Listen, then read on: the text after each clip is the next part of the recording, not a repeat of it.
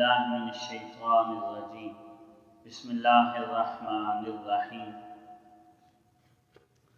فتلقى آدم من ربه کلمات فتاب علیہ انہ هو التواب الرحیم قلنا اهبطوا منها جميعا فإما يأتينكم مني هدى فمن تبع هدايا فلا خوف عليهم ولا هم يحزنون والذين كفروا وكذبوا بآياتنا أولئك أصحاب النار هم فيها خالدون صدق اللہ العظیم۔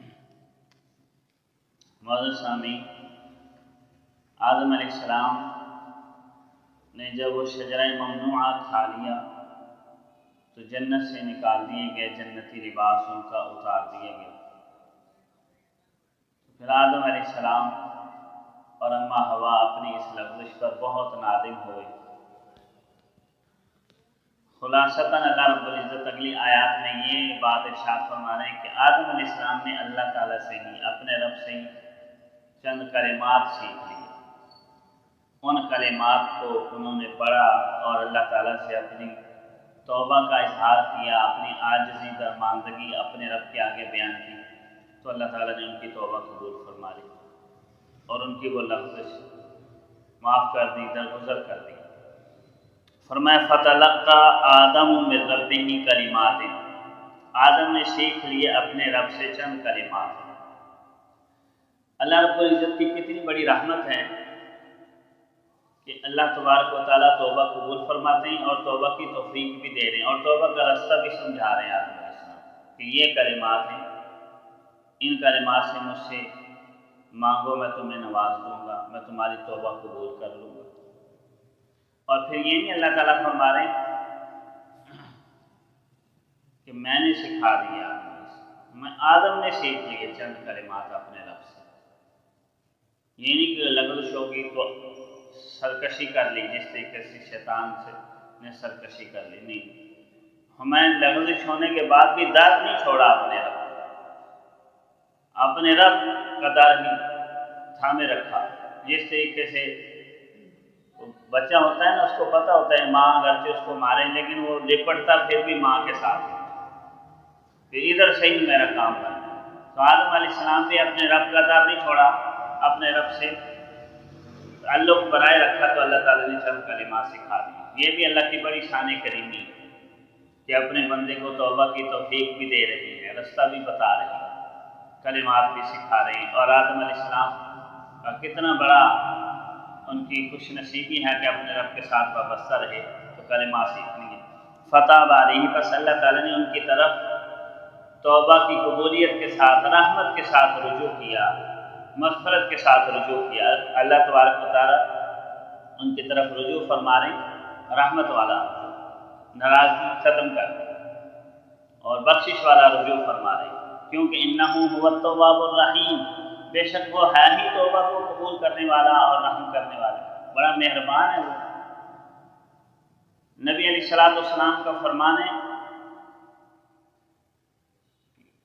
اللہ تبارک و تعالیٰ کسی اور چیز کے اتنے منتظر نہیں رہتے جتنے اپنے بندے کی توبہ کا انتظار کرتے ہیں۔ تو کب میرا بندہ میری طرف آئے میں اس کی توبہ قبول کروں۔ انہ هو التواب الرحیم، اور ہے ہی بڑا مہربان۔ کہاں اللہ رب العزت کا غفور الرحیم، تواب الرحیم، رحمتوں کے ساتھ تعارف قرآن کریم نے کروایا، اور کہاں یہ عیسائی یہ کہتے ہیں کہ مسلمانوں کا خدا بڑا غضبناک ہے، غضبناک نہیں۔ وہ تو انتظار میں ہے میرا بندہ میری طرف آئے، میں اس کی لغزشوں کو معاف کروں اور رحمتوں سے نواز دوں، اس کو اپنی مہربانیوں کے دروازے اس کے اوپر کھول دوں۔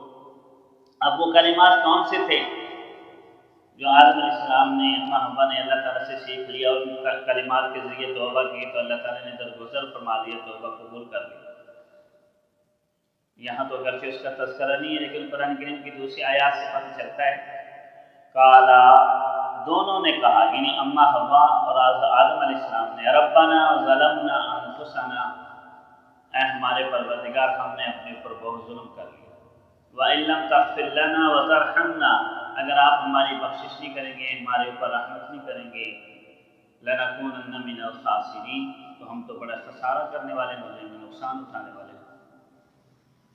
تو اس طریقے سے اللہ رب العزت نے یہ کلمات سکھائے۔ بعض حدیث طیبہ کے اندر یہ بھی آتا ہے کہ نبی علیہ الصلوۃ والسلام کا واسطہ دے کر اللہ تبارک و تعالیٰ سے بخشش چاہی تو اللہ تبارک و تعالیٰ نے مغفرت فرما دی۔ اب یہ 40 سال تک کہتے ہیں آدم علیہ السلام گر گڑائے آہوزاری کی۔ اس حدیث کے اندر یہ ہے کہ آدم علیہ السلام سے اللہ تعالیٰ نے پوچھا کہ آپ کو کیسے پتا محمد کا؟ تو فرمایا جب آپ نے مجھے بنایا تو آپ کے عرش کے اوپر میں نے لا الہ الا اللہ محمد رسول اللہ لکھا دیکھا، تو اس سے پتہ مجھے اس وقت چل گیا کہ محمد صلی اللہ علیہ وسلم کوئی ہستی ہیں جن کا آپ کے نام کے ساتھ نام لکھا ہوا ہے، اس وجہ سے ان کا وسیلہ دی۔ اب اس حدیث سے طیبہ اور قرآن کریم کی یہ جو آیت ہے نا ربنا ظلمنا انفسنا، یہ کلمات اور درود پاک یا نبی علیہ الصلوۃ والسلام کے وسیلے سے بخشش شاہی کوئی تعارض نہیں ہے،